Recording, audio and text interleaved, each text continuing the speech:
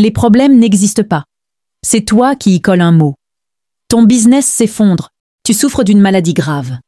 Tu n'arrives pas à avoir des enfants. Ton partenaire t'a quitté. Toute situation qui va à l'encontre de tes désirs, tu pètes les plombs et tu appelles ça problème. L'univers n'est pas ton garde-corps, mon petit. Au lieu d'être stoïque et de chercher en profondeur des faits, afin de comprendre le message caché derrière chaque fait, vous y collez des mots. Tes parents et la société t'a matrixé, et tu n'arrives plus à cerner la voix de ton âme. Laissez-moi vous raconter une petite histoire. L'histoire de l'homme qui portait un poids invisible. Il y a bien longtemps, dans un village au bord du monde, vivait un homme que tout le monde appelait « celui qui porte ». On ne savait pas vraiment ce qu'il portait, mais on le voyait, chaque jour, ployé un peu plus sous une charge que nul ne voyait. Son dos s'arrondissait, ses pas étaient lourds, et son regard semblait toujours chercher quelque chose, comme une issue qu'il n'arrivait jamais à trouver. Un jour, un enfant osa lui demander « Dis, qu'as-tu sur les épaules ?» L'homme sourit tristement et répondit « Tout ce que j'ai mal nommé. » L'enfant ne comprit pas. Personne ne comprit d'ailleurs. On disait qu'il avait connu des drames, des chutes, des échecs. Mais en vérité, rien de tout cela n'était plus réel que les ombres au fond d'un puits. Car vois-tu, celui qui porte n'avait pas connu plus de tragédies que quiconque. Mais chaque fois qu'un événement se produisait, une perte, un retard, un imprévu, il lui donnait un nom. Échec, honte, rejet, malédiction.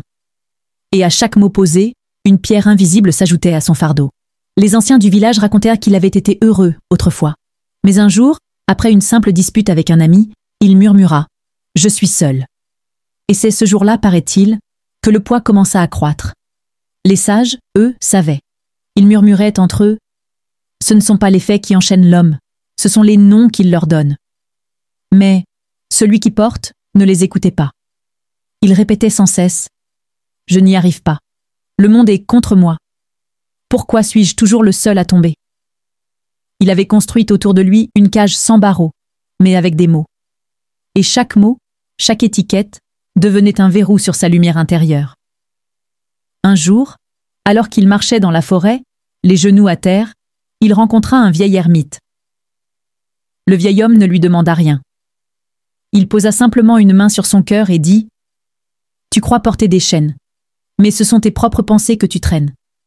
Regarde sans les nommer, ressens sans juger, et tu verras. » Ce soir-là, celui qui porte s'assit sous un arbre. Il ferma les yeux. Il repensa à sa vie, aux événements, aux douleurs, aux pertes. Mais pour la première fois, il ne les nomma pas.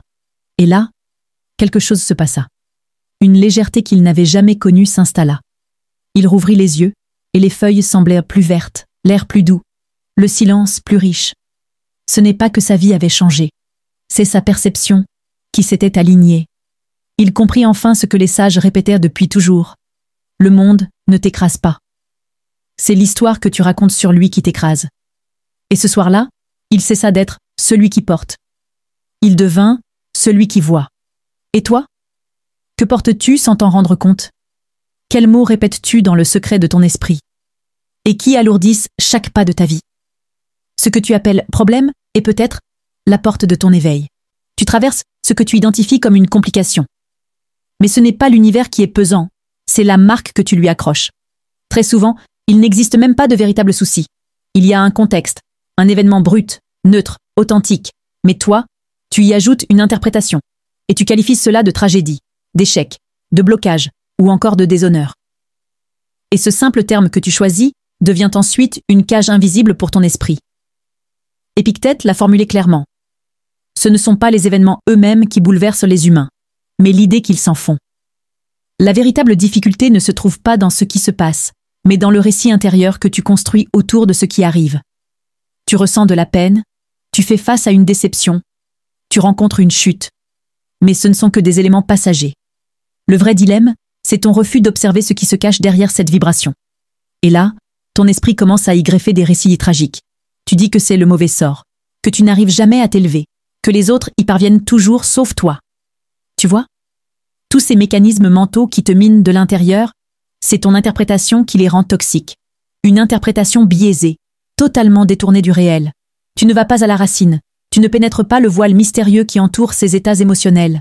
Tu ressens une tension parce que tu exiges que la vie se conforme à ton plan mental figé. Et tout ce qui en dévie devient, selon toi, un problème.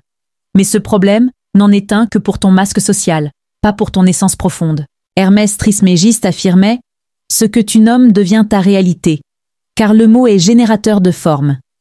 Si tu renommes tes revers en opportunités, ils t'élèveront.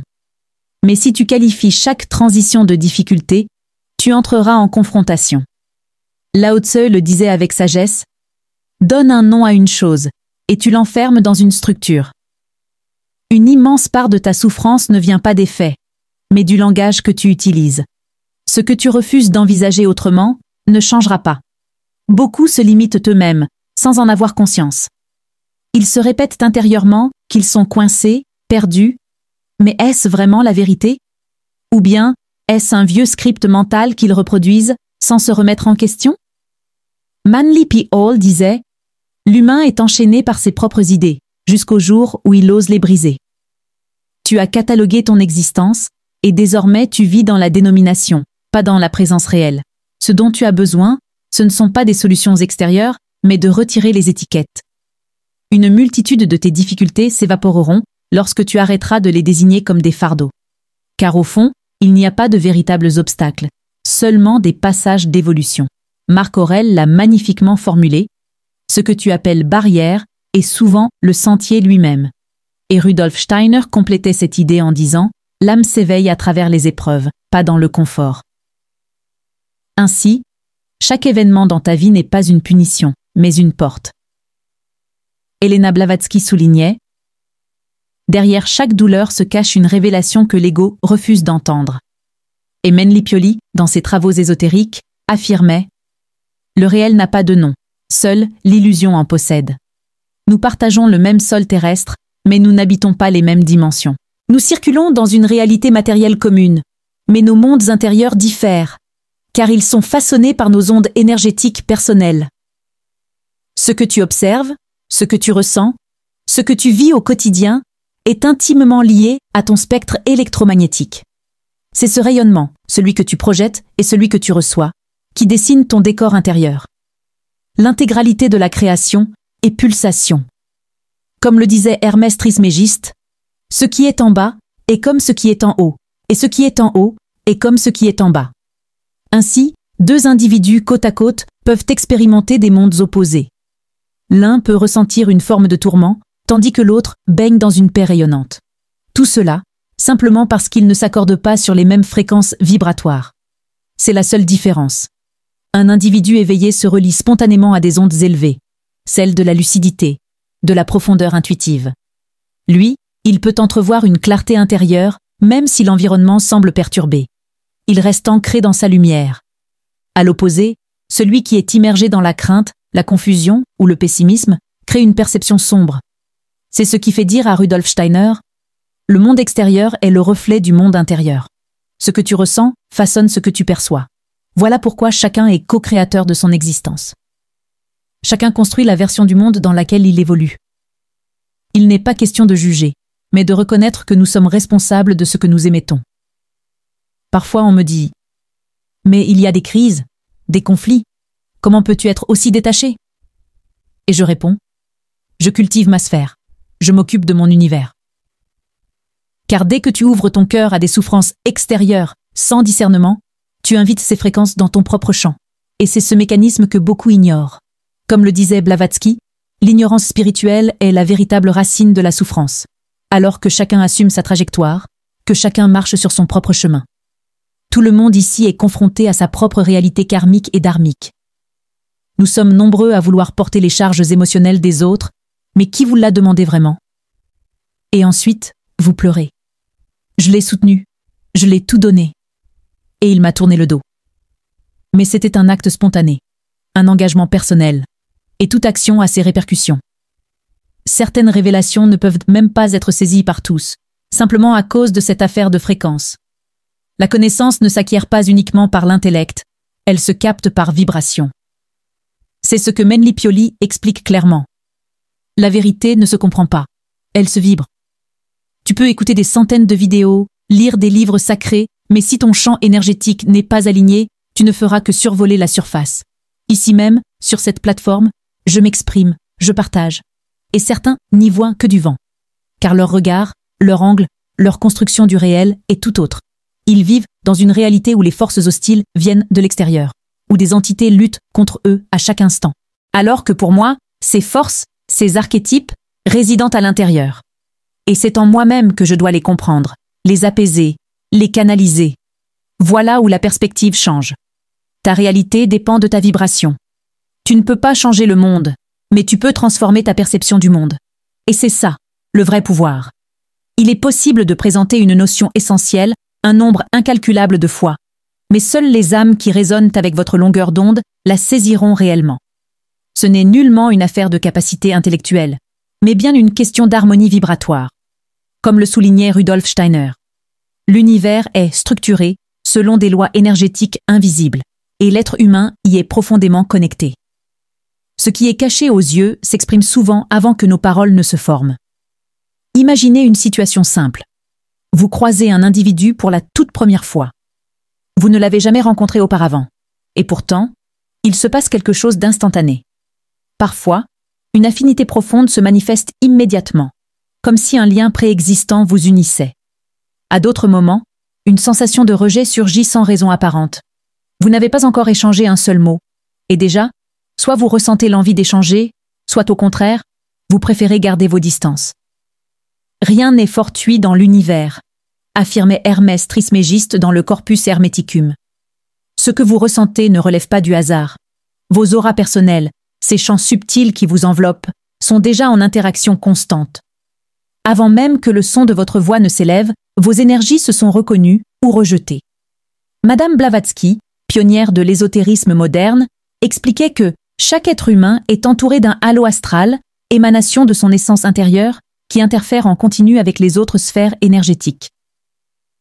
C'est la raison pour laquelle, lorsqu'un individu porteur d'une vibration élevée croise un autre dont la fréquence est basse, un désalignement profond empêche tout lien authentique de se tisser. Cela se manifeste par un refus intuitif, bien avant toute interaction verbale. Il ne s'agit pas de mépris ou de jugement, expliquait Menli Pioli, mais d'un principe naturel de résonance entre structures vibratoires. Le sentiment de malaise ne provient pas d'un mauvais caractère ou d'un malentendu, mais d'une incompatibilité de fréquence.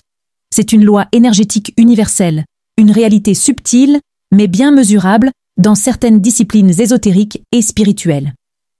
Il ne faut pas y voir un phénomène mystique au sens traditionnel.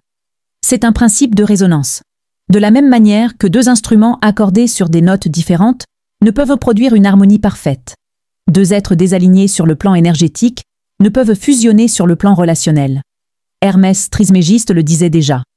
Ce qui est en haut est comme ce qui est en bas, et ce qui est en bas est comme ce qui est en haut.